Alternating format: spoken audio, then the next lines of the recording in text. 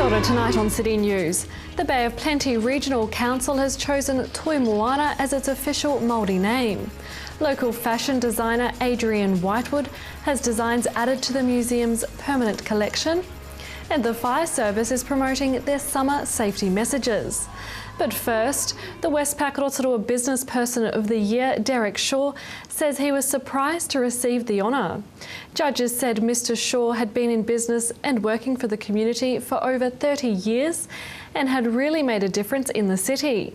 Derek Shaw says although the award was a surprise, he's happy to be joining the ranks with other local business people to have received the honour.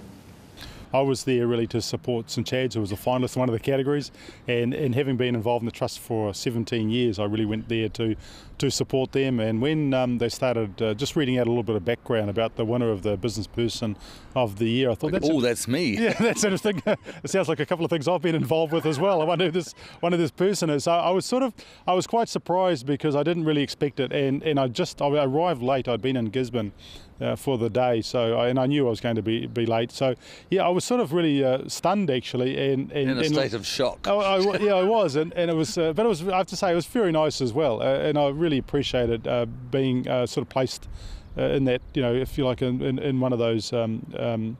Significant people who make a great contribution to business in Rotorua, with the likes of Mike Steiner and Judith Stanway and Scott Thompson, many others who've done great things for Rotorua. So I felt very honoured, very privileged, and it was certainly sort of appreciated. Yeah. The Bay of Plenty Regional Council has adopted the Māori title Toi Moana as its official name to coexist with its English language name. Toi is an abbreviated reference to the ancestor that the Bay of Plenty is named for, and Moana refers to the ocean on the region's coast and the freshwater rivers and lakes inland.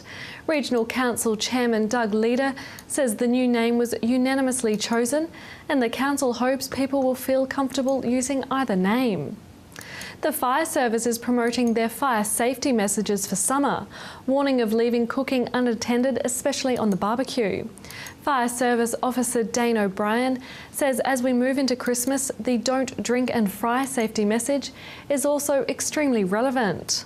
Right, keep looking while you're cooking, which is pretty self-explanatory really. We like to promote that if you have a pot on the stove, that you stay with it at all times. The dangers of leaving unattended cooking are horrific. Also, don't drink and fry is a key message. Quite often when people like to go out and have a few social ales, they come home and the old belly might be rumbling. They tend to put a pot of fat on the stove and cook themselves up some chips, and if they've had one too many ales, quite often they can fall asleep. Cooking gets away on them and ends up catching on fire, resulting in a kitchen fire, which can then spread with catastrophic consequences. And the third message we like to get out there is matches and lighters are tools, not toys, and that's focusing on our children, trying to teach them that, hey, if they find some matches or a lighter around, bring it to an adult's attention, and by no means should they be playing with it. A series of garments by rising fashion talent Adrian Whitewood has been chosen for the Rotorua Museum collection. Museum curator Carl Chittum says he's excited about the acquisition. He says the museum collection needed to reflect more contemporary culture and fashion, particularly by Rotorua-based designers and artists, and Adrian's work fit that need perfectly. Ms Whitewood says she feels honoured her work is joining a lot of treasured taonga in the museum collection. Rotorua Museum cares for a large and nationally significant collection of over 50,000 objects, with key collection areas including Māori taonga, art, social history and natural environment. In sport tonight, Bay of Plenty Rugby recognised the successes of the 2014 season with the Bay of Plenty Representative Rugby Awards held last week. Bay of Plenty Rugby Union CEO Mike Rogers says the awards provide the union with the opportunity to recognise the achievements of the representative teams and individuals involved with rugby in the Bay of Plenty. For a full rundown of winners, visit boprugby.co.nz. To your weather update now. Tonight will be fine with westerly breeze and an overnight low of 7. Tomorrow, Tuesday, showers developing in the morning, chance of heavy, light winds, a high of 16 and a low of 7. And looking out to Wednesday, mainly fine with light winds, a high of 17 and a low of 8. In the marine weather forecast for tomorrow, southeast 10 knots developing in the morning with waves less than half a metre. There'll be fair visibility in showers. Coming up on City News, we meet some of the doctors taking part in last week's National ENT conference held at the Energy Events Centre. The wedding guy Peter Duncan has news of the latest wedding trends. And applications are open for the Rotorua Energy Charitable Trust Tertiary Awards. We talk with Trust Chairman Graham Hall.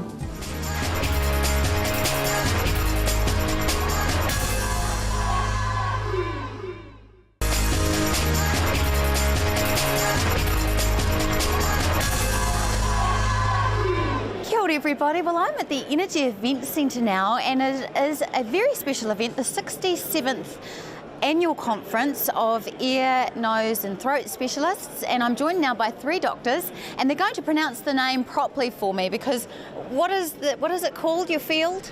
It's otolaryngology. Otolaryngology, there we go. To be more specific, it is actually otorhinolaryngology, because we should actually include the nose, but... Well, there you go. There we go. I told you they were doctors. Lovely to meet you all. So thank you, first of all, for having a chat. Now, why have you come along to this conference, and why is it important to you? It's a good chance to catch up with colleagues. It's a good chance to see the industry exhibitions, to see what new equipment's available, and to hear talks from invited overseas speakers. Right. So I'm gathering you'll probably all have wives, and you won't have any excuses for not listening to them, will you? Because you should know all about it. So you're the conference convener. So what's been the most exciting part of organising this conference for you? People turning up. It's very important that we have the support of our colleagues and allied specialty colleagues as well. And we have the largest number of registrants possibly ever, and to have it in the Energy Events Centre it's quite an honour for us. So we're very, very happy with the success of this. And have you been learning lots of new things or interesting things that you're going to be able to bring and start to use in the Rotorua community? Because you're from here, aren't you? That's right, yes.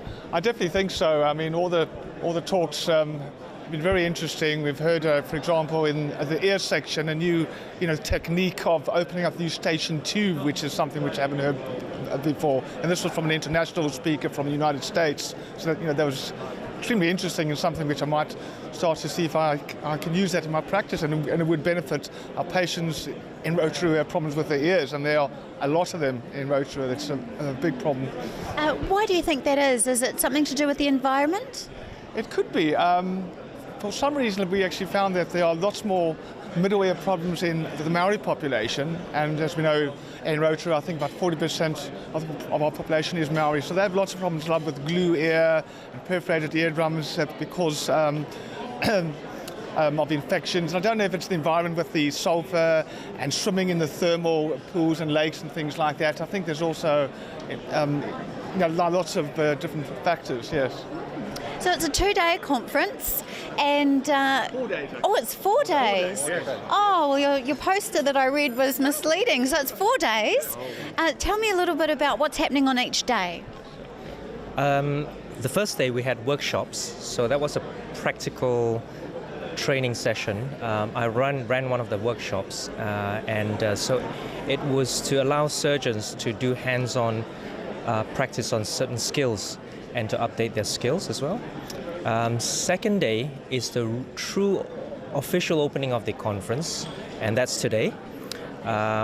We have all our major speakers, and the mayor actually visited us and blessed us with her official welcome opening in our conference. So, and she had with her Maoriora Kingi, who also blessed us with the Maori version of the welcome, and then the next day we actually have half a day to do physical activities. As you know, New Zealand is a very, very sporty country, so we also have to keep ourselves healthy.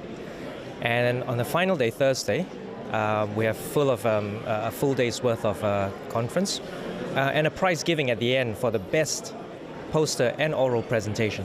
Nice. The best poster. It sounds like something that maybe children at primary would do, and not a bunch of doctors. But so, what's your poster? As part of the conveners, we don't actually submit posters. You judge them. We're responsible for judging them and selecting them. So what are you going to be looking for? We're looking for high quality presentations and novel techniques, good research, well thought out, well presented. Yeah. And in terms of things that have been on offer here, some of the technology that you've seen, what have you been impressed by, if anything? They're all slightly different, and they cover different aspects of things that we do within our specialty. So we've got sort of 4 sort of big sponsors here, and it just gives an opportunity to actually look to see what the latest and the greatest is, just so that we know what's sort of available out there for us to use maybe soon, maybe a little bit further in the future. Yeah. Nice. Well, thank you all very much for your time. Is there anything else you'd like to add to that? No, thank you very much. It's been a pleasure, and 3 more days essentially of the conference, today, tomorrow and the next day. That's right. That's right. Well, I hope it goes well, and thank you for spending some time with us. Kia ora. Thank you for coming. Kia ora.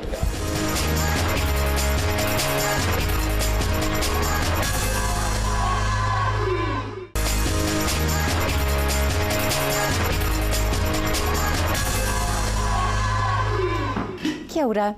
The weather is beautiful, it's warming up, and of course it's wedding season all through this hotter part of the year. It's when lovebirds like to get hitched, and joining me now is the man in the know, the wedding guy, Peter Duncan. Hi Peter. Hi there, it's great to be here today. Thank you very much for agreeing to see us. So you're the wedding guy. Yes. You know everything there is about weddings, and you know how to put on a great one. Well, I'd like to think so. So how did you get into it? Originally got into it purely by accident. One of our neighbours where we were living at the time in Auckland on the North Shore knew that we were celebrants and asked us if we would officiate a ceremony for them, which we did. And that was the first time that we were actually asked what fee we charged, and up to that point in time we'd been doing ceremonies for a number of years.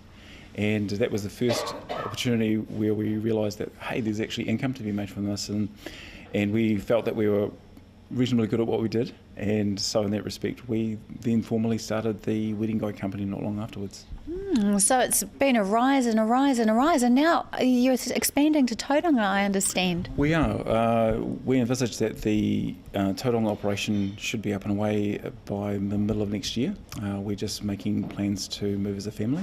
Our success as a business has largely come in part by way of the fact that we move and actually establish, and then once we know that the brand is sufficiently bedded down, then we move on and set up something else. So it must be a nice job to have, because you're there at people's, what's supposed to be the happiest day of their life. You've got mother-in-law on both sides and father-in-law on both sides, and lots of dynamics. Is it a joyous occasion and a lovely job to be doing, having so much to do with people's happy days? Very much so. I think it's one of the great privileges that we enjoy. A lot of the questions that we get, well, the predominant question at least, is how many bridezillas do you have? In our particular case, we find that as long as you manage the brides and grooms' expectations, you can actually have a very, very seamless wedding. It can be one of the most special celebrations that you'll ever experience, and for us to be able to have insight into somebody's most special of days or a significant chapter in their lives is a huge privilege. It is. What about the groomzillas? Do you get those? Here's a different question for you. No, New Zealand men are really, really laid back. So in context of, do we have issues with grooms? No. I mean, they're really, really nice guys. They just want to get the job done, as it were. And for the most part, yeah, they're really, really good. Possibly a good way to start a marriage too, just let the wife do whatever she wants and just go along with it and be happy. Well, can you imagine it happening any other way though, really? I mean, it's great. When you see a New Zealand groom, at least, they know that their role in a wedding day is just to take a back seat to the whole situation and just keep writing out those cheques or pay whatever needs to be paid, and then just be happy on the day. And keep the special lady happy. So tell me a bit about what goes into your planning. So what's different when they come to the wedding guy, then that they might not be able to do themselves? Sure. The important part for any prospective bride and groom is to understand that first and foremost, beyond obviously the big parts of planning a wedding, which are, say, booking your venue, your florist, your photographer and all the stuff that goes off that, it's really important to have a really good understanding of what your budget is. So our role predominantly is to work alongside clients to figure out, okay, what it is that they want to achieve in their day, what are their expectations, and more importantly, what is their budget first and foremost, so that we can manage those expectations, create a fabulous day for them, but ensure that they're going to be in positive territory as far as their bank account by the end of it. That means a lot. We've actually just had a discussion this morning in the TV Rotorua office about some statistics that have come out that have shown that couples that spend a huge amount of money on their wedding don't necessarily guarantee themselves a happy marriage, and sometimes people that spend less tend to stay married a little bit longer. So in terms of being the wedding guy, how can what you do help them stay together? I mean, giving them an effortless, happy day to start out with must be putting them on a good stead, I would imagine. Well, I think for us, we take great responsibility in what we call a duty of care to our clients, by way of the fact that if for any reason, be it myself as the officiating celebrant or any member of our team, if we're uncomfortable or we feel that there is something that would potentially inhibit that couple from going beyond their wedding day and having a successful relationship, then we have avenues like pre-marriage counselling or opportunities where they can attend workshops so that they know that they're making the right decision for them. Because you're in a relationship and you don't need to get married, if you are making the step and deciding, okay, we actually want to get married, then we feel that we have a duty of care to each and every prospective bride and groom to ensure that this is the right decision for them, because we work on the premise that it is a once-in-a-lifetime deal. So in that regard, it's really, really important to us. Well, thank you, Peter. It's been lovely having a chat with you. If people would like to get in touch with you and organise not only a wedding, but hopefully a very happy marriage as well, by the sounds of it, you can do quite a bit. Where can they get in touch with you? Yes, they can either visit our website, which is theweddingguy.co.nz, or they can just give me a bell on 027 Marry Me. Marry Me. Well, we like that. Thank you very much for your time. And I really like that whole idea about being able to put in the work beforehand. Absolutely. And if you need a little bit of counselling or if you need a little bit of extra support, that it's not just actually the things on the table that you're organising, you're dealing with hearts and minds as well. So Absolutely. Really nice. Thank you very much. Thank you.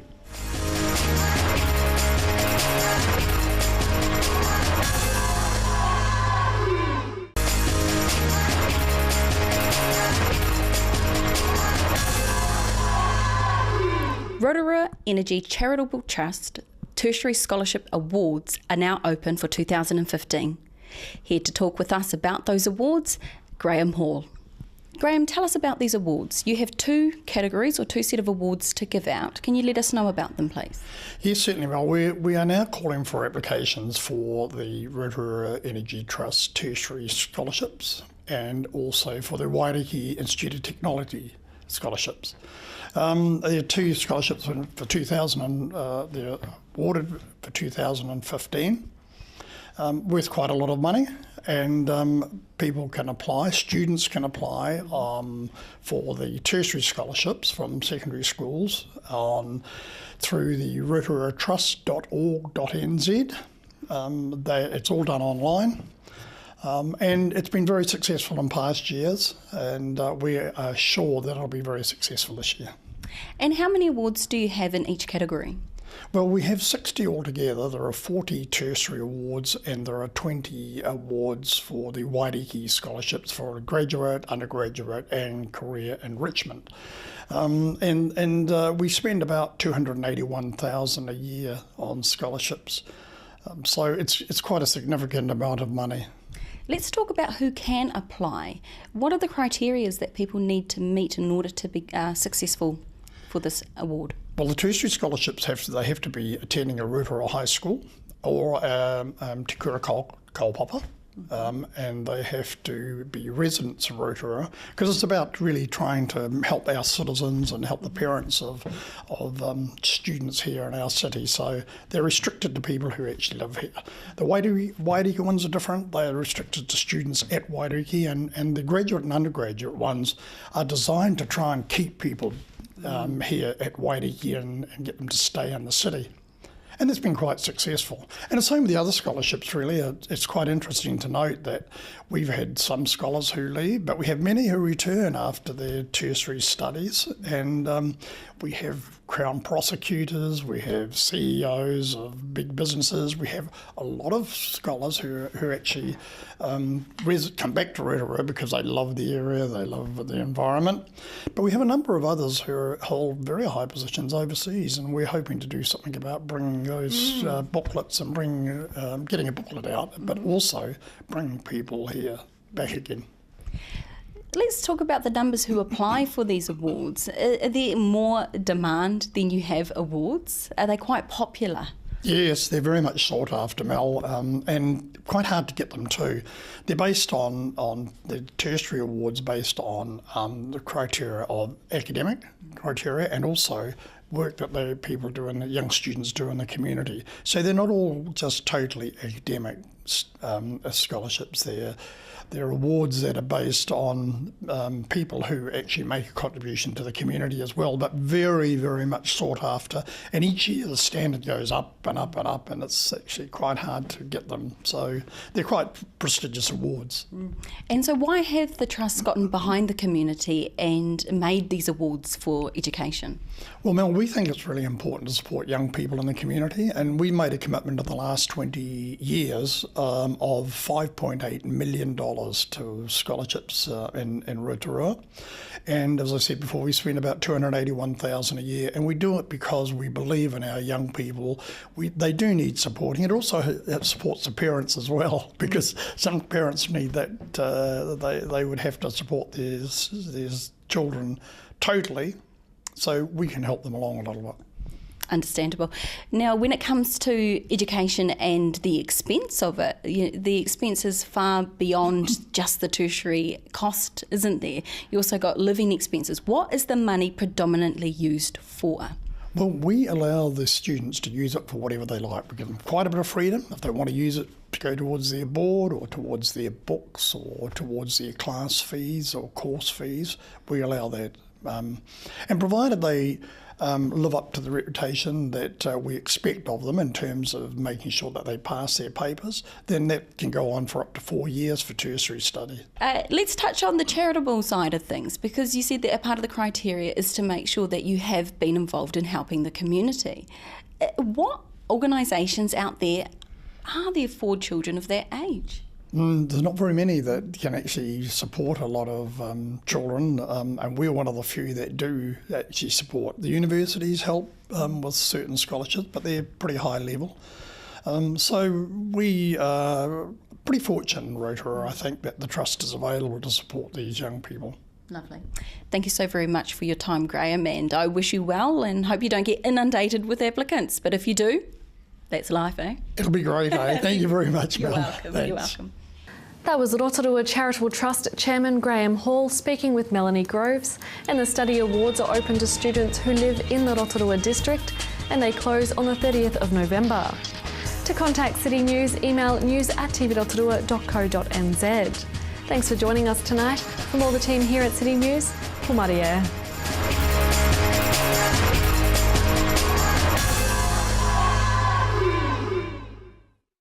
Supporting local content so you can see more of New Zealand on air.